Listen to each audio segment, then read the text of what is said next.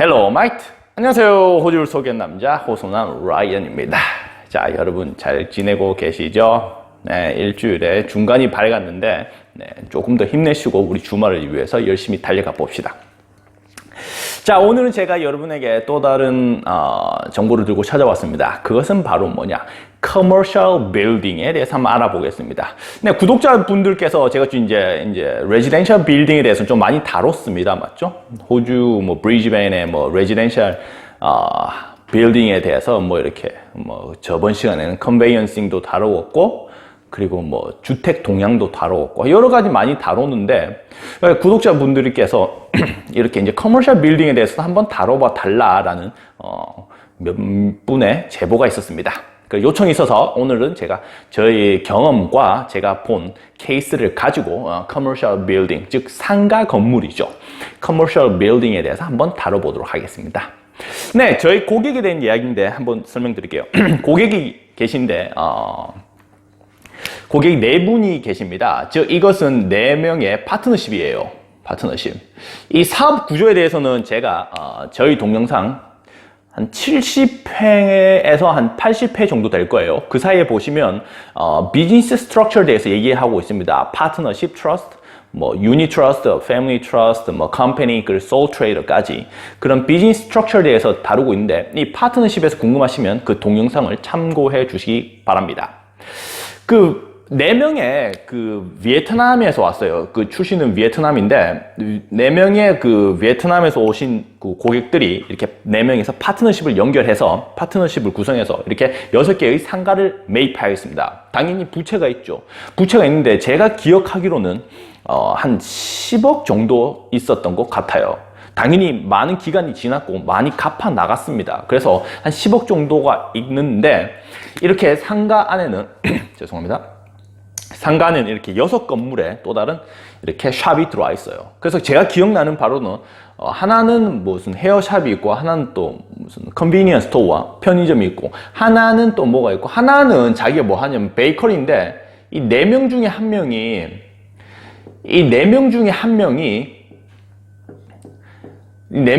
명이 이제 직접 여기서 베이커리 샵을 운영하고 있어요. 운영하고 있으면서 그 다음에 또 이제 거기 있으니까, 상주하고 있으니까 좀 이렇게 관리하기 쉽겠죠. 예를 들어서 공용 화장실이나 이렇게 복도에 불이 전구가 나갔다든지 이런 것들은 그렇게 된 거죠. 그래서 제가 보고 느낀 거는 뭐냐 하면, 과연 무엇이 더 좋을까라고 한다면, 저는 객관적으로는 설명 못 드리죠. 주관적으로 저의 의견을 말씀드리면, 상가 건물은 할 게 못 된다라는 거예요. 왜냐하면 지금 몇 가지 경우 때문에 그런데, 첫 번째가 경우가 바로 이 GST 때문이에요. GST 때문인데, 예를 들어서 여러분 보세요. 여러분이 상가 주인이에요. 만약에 내가 한 샵당 나는 매달 5,000불을 청구하겠다라는 거예요. 이 한 샵당 5,000불을 청구하겠다면 그냥 5,000불을 이 사람한테 때리는 게 아니고, 5,000불 플러스 뭐가 포함되냐면 GST가 포함돼야 돼요. 그렇기 때문에 결국은 5,500불이 이 사람에게 청구가 되는 거죠. 즉 A1샵에, 첫 번째 샵에 살고 있는 사람은 내야 될 돈이 얼마냐면 5,500불이라는 거예요. GST를 왜 청구하나요? 라고 질문을 하실 수 있는데, 상가 건물, 즉 커머셜 프로퍼티는 그 규모가 어떻든 간에 무조건 GST가 등록이 의무입니다. 그렇기 때문에 여러분이 상가를 나는 레지덴셜 프로퍼티보다 싸게 샀는데 라고 하셔도, 상가 건물이기 때문에 그 이유로서 바로 GST를 등록해야 되는 거예요. 그러니까 GST를 다 차지하는 거예요. 그래서 여러분이 5,000불을 차지했지만 직접 이제 결국은 이 세입자가 내야 되는 것은 5,000불 플러스 GST 10%니까 5,500불이 된 거죠. 이 GST가 상당히 골 때리는 거예요. 그러니까 상가 세입자로서는 너무 비싸다 생각된 거죠. 왜? 5,500불을 내야 되니까 500불을 더 내야 되는 거죠.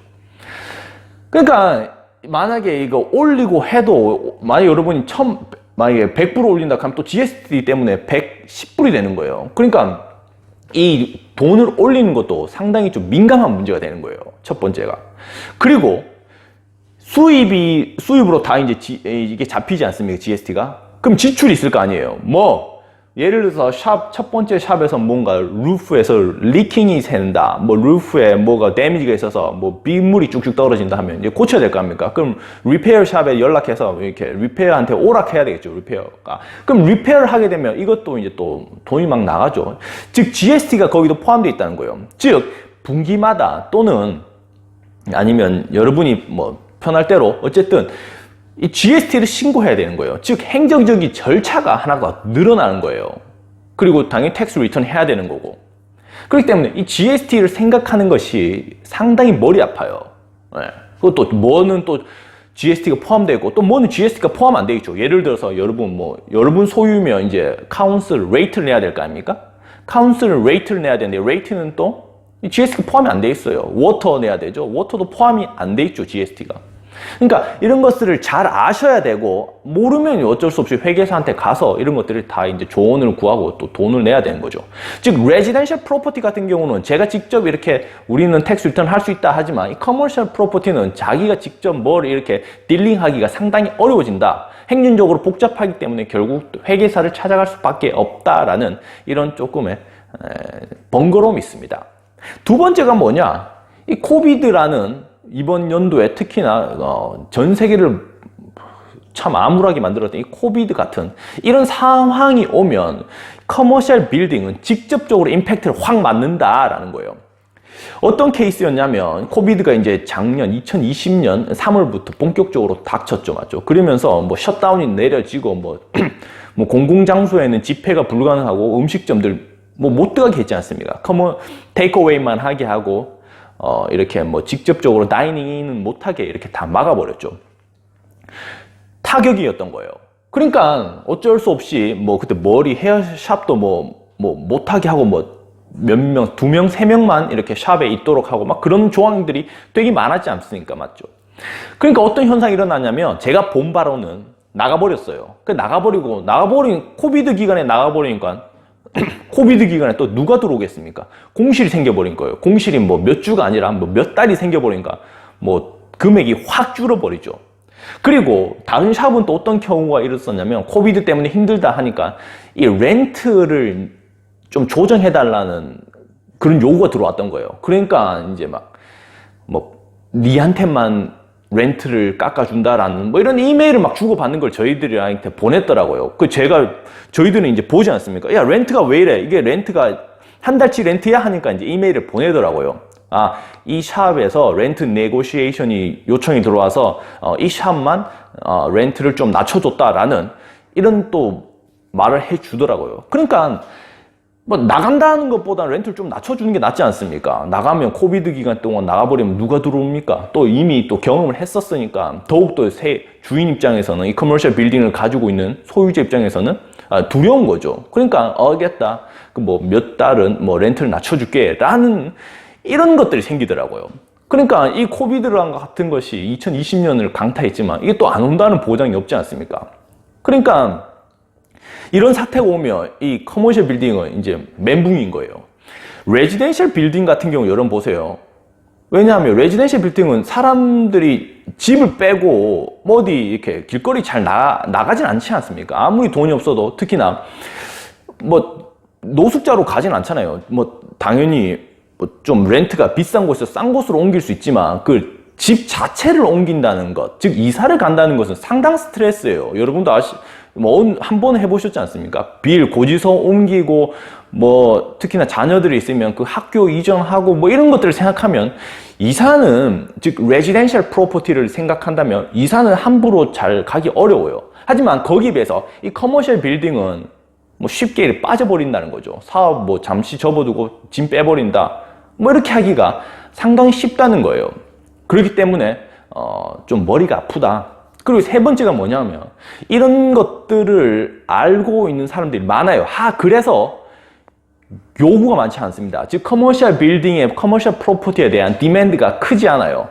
이 크지 않다는 것은 레지던셜 프로퍼티랑 비교해서 하는 말인데 이 커머셜 빌딩에 대한 디맨드가 크지 않기 때문에 이 상가의 그 밸류가 레지던셜 프로퍼티처럼 급격히 솟지 않는다는 거예요.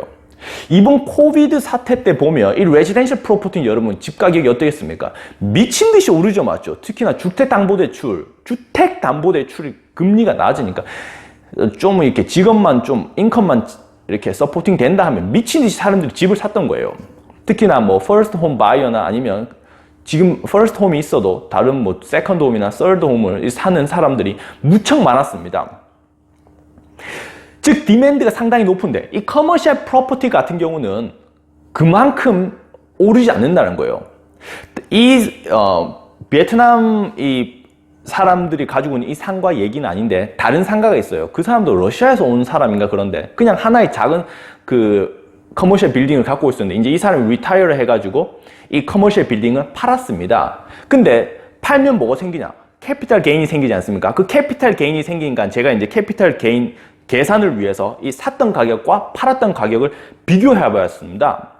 이 사람이 한 10여 년 전에 커머셜 빌딩을 샀었는데 판 가격이 놀랍게도 10여 년 전에 커머셜 빌딩 샀을 때 가격과 동일하였습니다. 3억으로요. 3억. 예, 3억.